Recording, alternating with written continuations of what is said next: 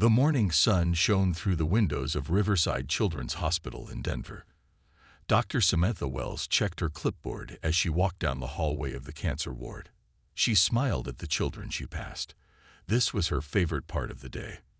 "Good morning, Kevin," she said to a small boy playing with toy cars in his bed. "Morning, Dr. Sam," Kevin replied without looking up from his cars. Dr. Wells continued her rounds, checking on each child. She had just finished examining 10-year-old Lily Brown when Nurse Jack Monroe rushed into the room. "Sam, you need to see this," Jack said, his face pale. He pointed toward the window. Dr. Wells walked to the window and looked up at the sky. Her mouth fell open. A massive dark object hovered above the city. It was shaped like a flat disk with strange lights pulsing around its edge. "What is that?" she whispered. The object was moving slowly, directly toward the hospital. As they watched, smaller objects dropped from the large ship. These smaller craft zoomed toward the ground at high speed. "We need to move the children," Dr. Wells said, her medical training kicking in. "Now." Jack nodded and ran to the nurse station to sound the alarm. Dr. Wells turned to Lily, who looked scared. "Don't worry, Lily. We're going to play a game. We need to go to the special room downstairs." Within minutes, the hospital's emergency plan was in action. Security Officer Donna Richardson appeared at the ward entrance. "Staff are moving children from all floors," Donna reported. "But we need to hurry. Those things are landing in the parking lot." The hospital shook as something heavy landed outside. The lights flickered. "The old fallout shelter in the basement is our best bet," Donna said. "It was built during the Cold War. Thick walls, separate air system." Dr. Wells nodded. "Jack, get emergency medical supplies. I'll start moving this ward." They worked quickly, helping children into wheelchairs, carrying the smallest ones. Kevin held his toy cars tightly as Dr. Wells pushed his wheelchair toward the elevator. "Is it aliens?" he asked, his eyes wide. Before she could answer, a loud sound filled the hospital. It was a voice, but not human. The words seemed to come from everywhere at once. "Surrender your offspring or face extinction." The message repeated. Dr. Wells and Jack exchanged horrified glances. "Move faster," Donna said, drawing her service weapon. They reached the service elevator that led to the basement. As the doors closed, they heard strange noises from the floor above. Heavy footsteps, things breaking, odd clicking sounds. The basement was dark and cool. Dr. Wells led the group down a long hallway to a heavy metal door marked Fallout Shelter. Inside, other hospital staff had already gathered with children from different wards. "How many did we get out?" Dr. Wells asked the head nurse. "Most of them, maybe 80%, she replied. "But there are still some children in surgery and intensive care." Dr. Wells felt sick. Those children couldn't be moved. She hoped the aliens wouldn't find them. Donna secured the heavy door. "This should hold, but they'll find us eventually." Jack turned on an old radio in the corner. "Maybe we can get news about what's happening." Instead of news, they heard voices, alien voices. Somehow, the hospital's emergency system was picking up the aliens talking to each other. "Begin harvesting genetic material from the young ones," said a cold, flat voice. "Their developing systems contain the sequences we need." Dr. Wells shuddered. She looked around at the frightened children and staff huddled in the shelter. "What do they want with our kids?" Jack whispered. "I don't know," Dr. Wells replied. "But they'll have to get through us first." Donna checked her weapon. "The military will come. They have to." Dr. Wells nodded, but she wasn't sure help would arrive in time. The aliens were already in the hospital, and they wanted the children. She looked at little Kevin clutching his toy cars, at Lily hugging her stuffed bear, at all the brave children who had already fought so many battles with illness. "We need a plan," she said quietly. "And we need one fast." Colonel Peter Nguyen sat bolt upright in his chair as the emergency transmission came through. The screen in the command center at Buckley Space Force Base showed grainy footage from inside Riverside Children's Hospital. Play that again, he ordered. The technician rewound the feed. They watched alien creatures moving through the hospital hallways. Tall, thin beings with gray-blue skin and six-fingered hands checked rooms one by one. "How are we getting this?" Colonel Nguyen asked. "The hospital's emergency broadcast system, sir," replied Lieutenant Susan Miller. "It's still transmitting. The aliens don't seem to know." Colonel Nguyen picked up his secure phone. "Get me the Secretary of Defense. Now." Outside the hospital, a crowd of parents had gathered. Police tried to keep people back, but the crowd grew by the minute. Among them were Kyle and Olivia Martinez. Their daughter Sophia was inside for her weekly leukemia treatment. "They won't tell us anything," Kyle said, his hand shaking as he tried to call Sophia's phone again. Olivia noticed other parents, looking just as desperate. She approached a woman clutching a teddy bear. "Is your child in there too?" Olivia asked. The woman nodded, tears in her eyes. "My son, Billy. He's only 4. Olivia took a deep breath. "We need to organize. The authorities aren't sharing information, but maybe together we can find out more." Soon, Olivia had gathered 20 parents. They shared what little they knew and exchanged phone numbers. "My brother works at the radio station," said one father. "He might be able to broadcast messages for us." "I'm a ham radio operator," offered another parent. Kyle, who worked in construction, spoke up. "I know this building. There's an old service tunnel that runs from the boiler room to the maintenance shed across the street." Inside the fallout shelter, Dr. Wells checked on the children. Most were scared but stable. The small space was cramped with nearly 80 children and 15 staff members. Jack Monroe approached her with a worried look. "We're going to run out of meds for some kids soon, especially those on regular treatments." Dr. Wells nodded. "We need to find a way to communicate with the outside." Donna Richardson had been examining the shelter's layout. "There might be a way," she said. "This place was built during the Cold War. It should have emergency communications." They searched the walls and found an old panel behind some shelving. Inside was an ancient radio set. "Does it still work?" asked Jack. Donna fiddled with the dials. After a few minutes of static, they heard voices. "This is Buckley Base Command. Any personnel at Riverside, please respond." Dr. Wells grabbed the microphone.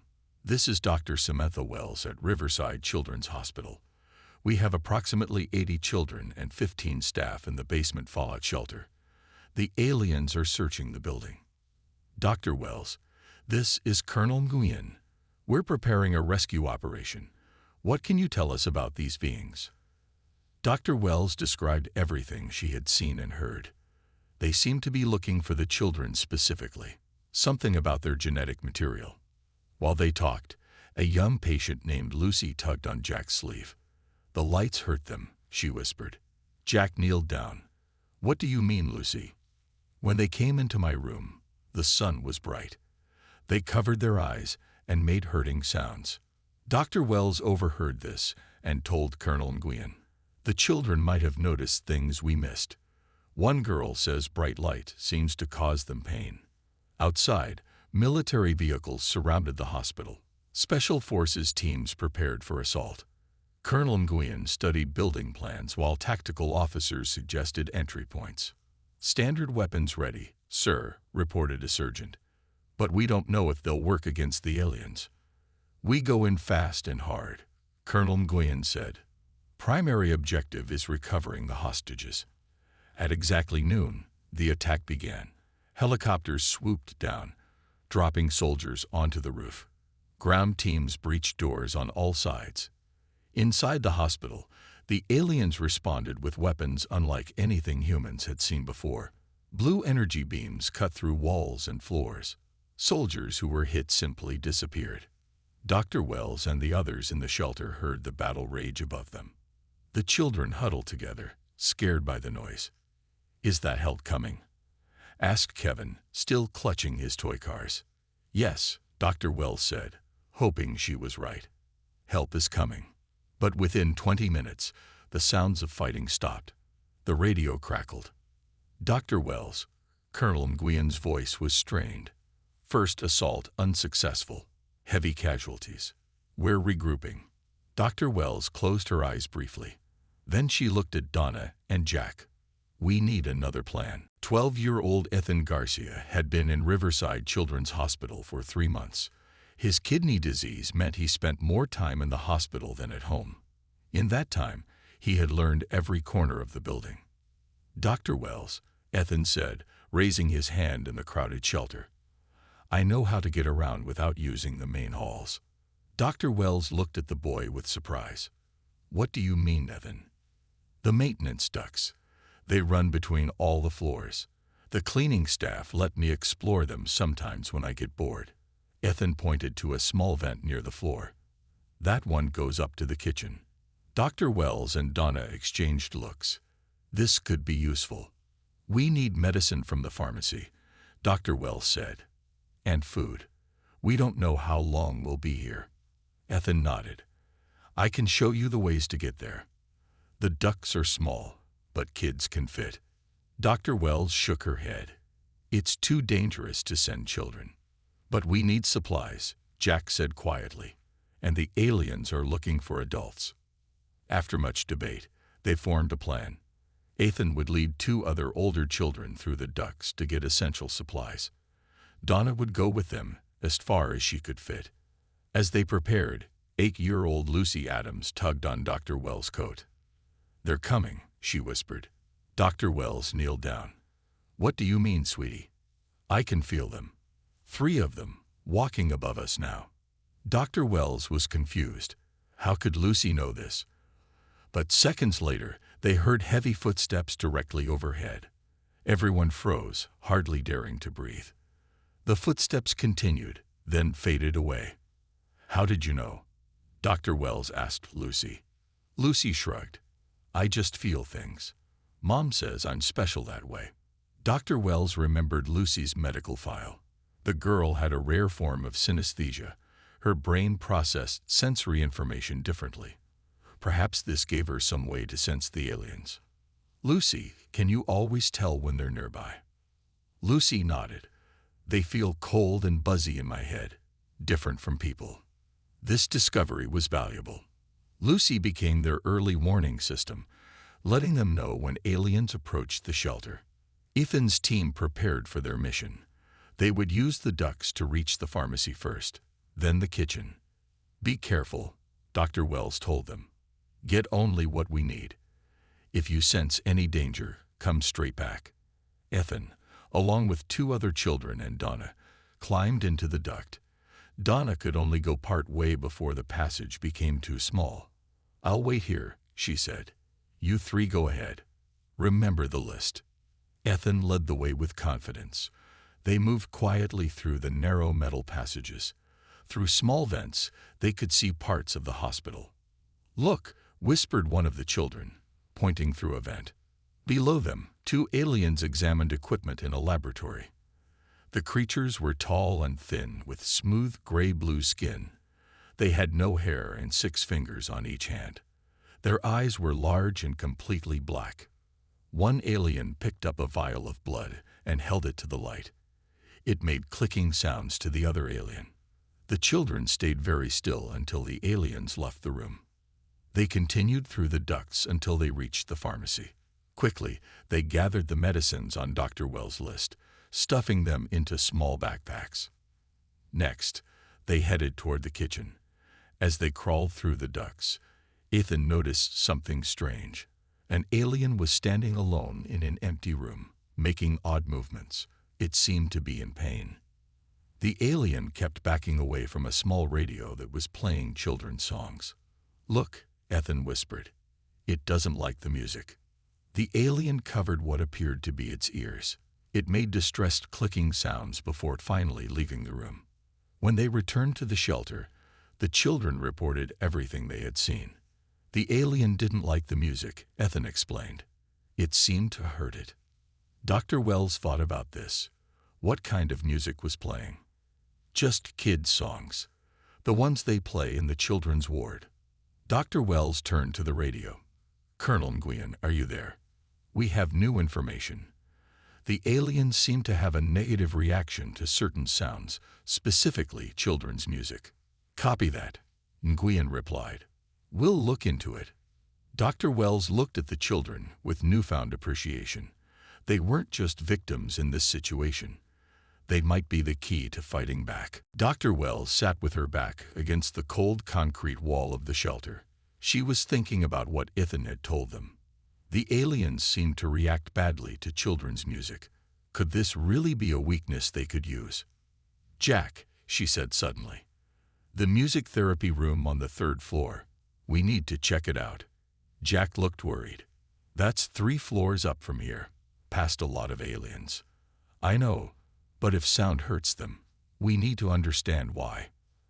They decided that Jack and Dr. Wells would go, using Ethan's map of the maintenance ducts. Lucy would warn them if aliens approached the shelter while they were gone. Outside the hospital, Colonel Nguyen had set up a command center in a school across the street. He was meeting with sound specialists from the military. The doctor inside says these creatures react badly to children's music, Nguyen explained. We need to know if this is a real weakness we can use. A sound engineer named Alicia Washington nodded. Sound can be a powerful weapon. Certain frequencies can cause pain, confusion, even physical damage to some living things. Can you build something that would amplify these effects? Nguyen asked. I need to know exactly what frequencies hurt them, Alicia replied. We need more information. Meanwhile, Kyle and Olivia Martinez had an idea. They contacted local radio stations with a message. If your child is safe at home, please record them singing their favorite songs. Send the recordings to this number. The response was huge. Within hours, hundreds of recordings came in. Parents across the country were eager to help the children trapped in the hospital. Inside the hospital, Dr. Wells and Jack crawled through the narrow ducts. Twice they froze as aliens passed below them. Finally, they reached the music therapy room. The room was colorful, with instruments scattered around. One wall held shelves of CDs and music players. Large speakers stood in each corner. What exactly are we looking for? Jack whispered. I'm not sure, Dr. Wells admitted. But if music affects them, there must be a reason. They examined the equipment. Dr. Wells picked up a tablet used for music therapy sessions. It contained recordings of songs used to help children relax during treatments. We should take this back, she said. Maybe we can use these sounds through the hospital speaker system. As they prepared to leave, they heard aliens approaching. They hid behind a large cabinet as 2 aliens entered the room. The aliens moved slowly, examining the instruments with their 6-fingered hands. One picked up a small drum and hit it. The sound made both aliens step back quickly. They made angry clicking noises to each other. The second alien saw a button on the wall, the room's sound system control. It pressed it curiously. Instantly, a soft lullaby filled the room. Both aliens dropped to the floor, their bodies shaking. They covered their ear-like openings and made high-pitched sounds of pain. Dr. Wells and Jack watched in amazement. The music wasn't particularly loud, but the aliens couldn't bear it. After a minute of struggling, they crawled from the room. Jack looked at Dr. Wells. It's not just any music. It's specifically these gentle songs for children. We need to get this information to Colonel Nguyen right away, Dr. Wells said. Back at the command center, Alicia Washington received Dr. Wells' message about the lullabies. She immediately began analyzing the frequencies of children's songs. There's something here, she told Colonel Nguyen. These songs have specific patterns and frequencies that normal adult music doesn't have. Nguyen looked at the hospital building. Can we use the hospital's own speaker system against them? Maybe, Alicia said, but we need to access the main control room. In the shelter, the children were listening as Dr. Wells explained what they had seen. The music hurts them, she said, and I think I know why. The songs we use in music therapy are specially designed to create feelings of safety and calm in children. Something about these frequencies is poisonous to the aliens. Little Lucy raised her hand. Can we make our own songs? Dr. Wells looked at the girl thoughtfully. What do you mean? If we all sing together, Lucy said, maybe it will keep us safe until help comes. The children began to sing.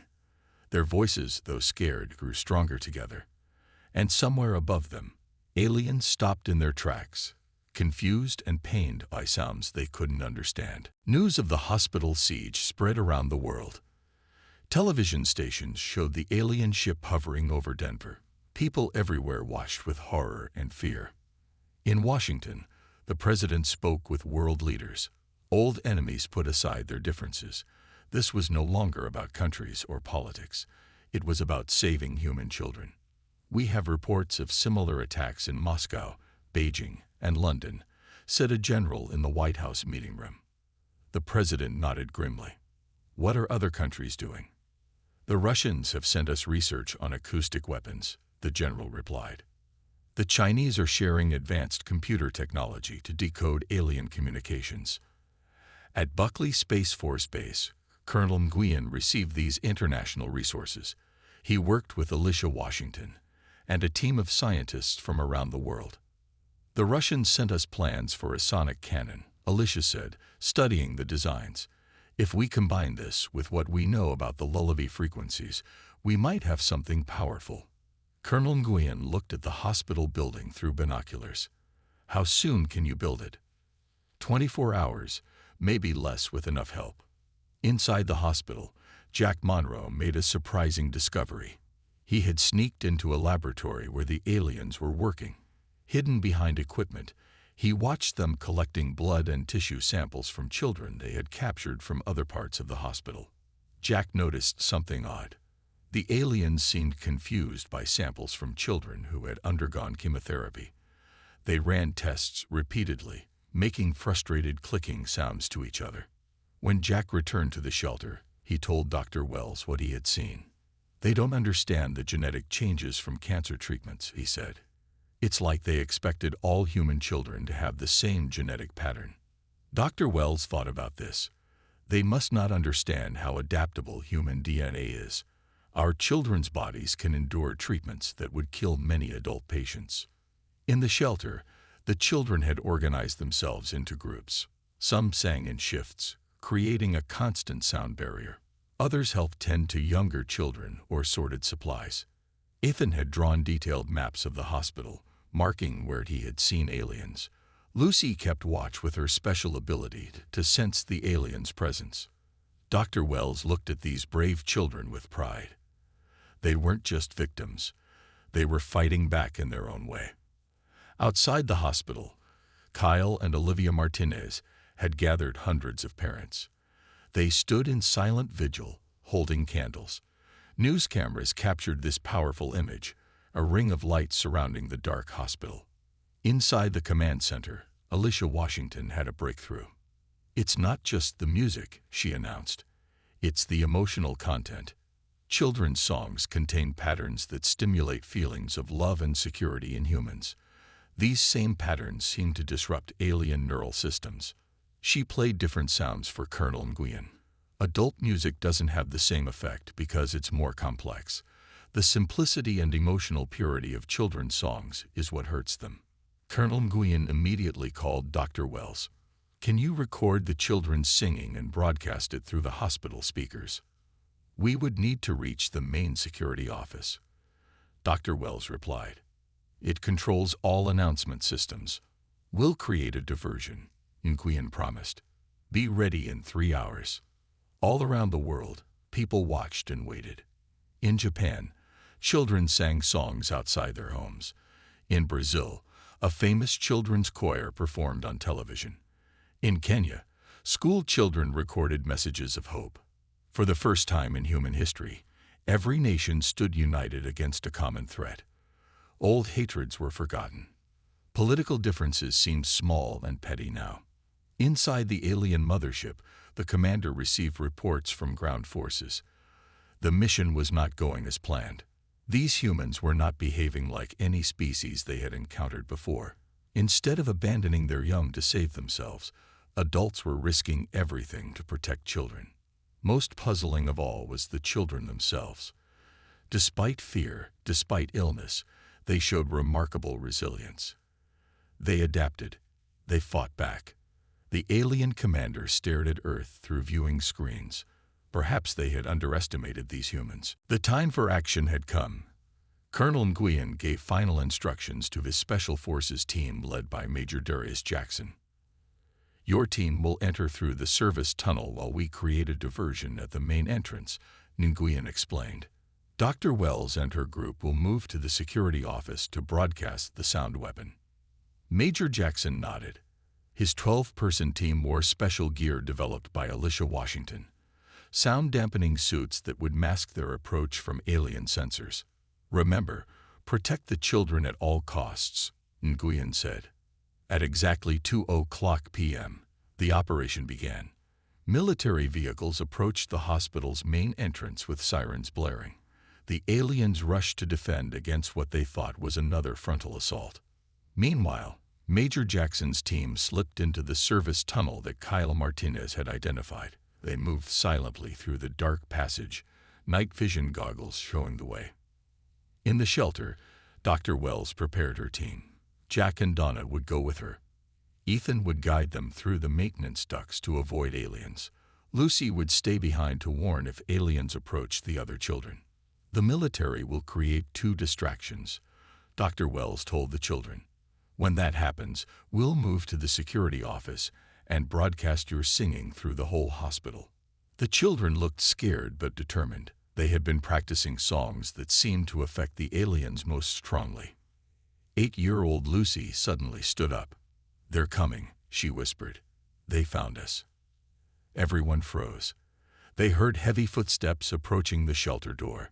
The metal door shook as something powerful hit it from outside. "They'll break through soon," Donna said, checking her weapon. Dr. Wells looked around desperately. "We need to move now, before they get in."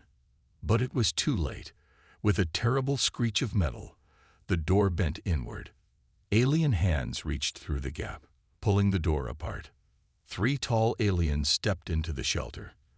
Their black eyes scanned the room, stopping when they saw the children. One alien pointed a device at Dr. Wells when she stepped forward to protect the children. Then something unexpected happened. 8-year-old Lucy Adams walked forward, past Dr. Wells. The aliens watched her curiously. Lucy stopped in front of the lead alien. She looked up at the tall creature without fear. Then, slowly, she held out her favorite possession, a small stuffed rabbit named Floppy that she had kept with her through years of hospital stays. The alien stared at the toy, then at Lucy. It seemed confused by this small human approaching without fear, offering a gift. The alien reached out one 6-fingered hand hesitantly. This moment of confusion gave Major Jackson's team the opening they needed. They burst into the room from a side entrance, weapons ready, but they held their fire, amazed at the scene before them. Lucy still stood before the alien, holding out her stuffed rabbit. The alien took the toy carefully in its long fingers, examining it with what seemed like wonder. Then Lucy spoke. "We don't want to fight you." The alien made soft clicking sounds. It turned to its companions, who seemed equally confused by this interaction. In that moment, Dr. Wells had an idea. "Children," she called softly, "sing the welcome song, the one we practiced." The children began to sing a simple greeting song used to welcome new patients to the hospital. Their voices were shaky at first, then grew stronger. The aliens reacted immediately. They backed away, their bodies trembling. But they didn't attack. They seemed caught between pain and fascination. Major Jackson signaled his team to hold position. This strange standoff might be their best chance. Outside the hospital, Alicia Washington monitored sound equipment. "Something's happening in there," she told Colonel Nguyen. "We're picking up both alien communications and children singing." The aliens in the shelter made urgent clicking sounds to each other. One touched a device on its wrist. Suddenly, a new voice filled the room. The alien commander, speaking through a translator. "Why do your young ones not fear us?" the mechanical voice asked. Dr. Wells stepped forward carefully. They've faced scarier things than you, she said simply. Many of them fight for their lives every day against disease. For the first time since the invasion began, humans and aliens were actually communicating. The hospital boardroom had been quickly converted into a meeting place. On one side sat Dr. Wells, Colonel Nguyen, and Zoe Franklin, a language specialist who had been rushed to the scene. On the other side sat 3 aliens, including their commander. The alien commander was taller than the others. Its skin had a bluish tint that shifted slightly as it moved. Between the 2 groups sat Lucy's stuffed rabbit, placed there as a simple symbol of peaceful intentions. "We wish to understand," the alien commander said through its translation device. "Why do you protect your defective offspring?" Dr. Wells frowned. "Defective? Our children aren't defective. Many in this building have altered genetic patterns, disease markers, cellular damage." The alien pointed toward the oncology ward. "Yet you use your resources to save them instead of producing healthier offspring." Colonel Nguyen struggled to keep his anger in check. "That's not how humans work. Every child matters to us, especially those who are sick."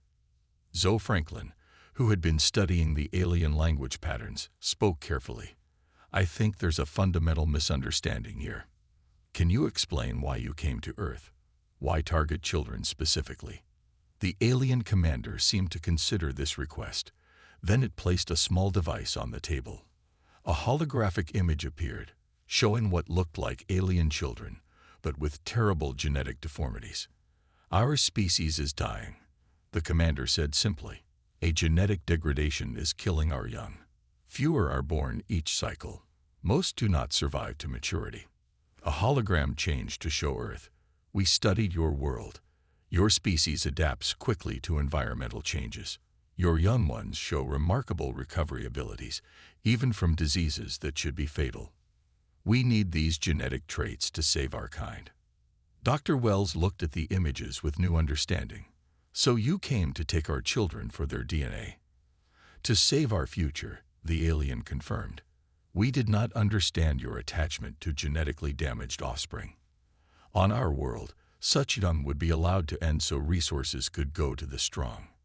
The room was silent as the humans processed this information. These aliens weren't evil, they were desperate. In the shelter below, Ethan Garcia was showing other children how to use the hospital's tablet computers to record messages. With help from Jack Monroe, these recordings were being sent to news stations around the world. "Hi, I'm Ethan," he said into the camera. "I've been fighting kidney disease for 3 years. The aliens think kids like me are defective, but we're actually really strong. We have to be." Other children recorded similar messages. Children with cancer, with heart problems, with rare conditions that required constant treatment, all speaking about their struggles and hopes. "I get scared sometimes," said a small girl named Maya. "But my mom says being brave isn't about not being scared. It's about doing what you need to do even when you are scared." These honest, powerful messages from children facing the aliens with the same courage they faced their illnesses began playing on news channels worldwide. Back in the boardroom, Dr. Wells had an idea. "Your people need genetic diversity to survive," she said to the alien commander. "But taking our children by force isn't the answer." She turned to Colonel Nguyen. "What if we offered to help them? A scientific exchange. Their technology for our medical knowledge." The colonel looked doubtful. "After they attacked us, after they tried to steal our children." "They were desperate," Dr. Wells said. "Wouldn't we do anything to save our children too?" She turned back to the alien commander. "We can help each other.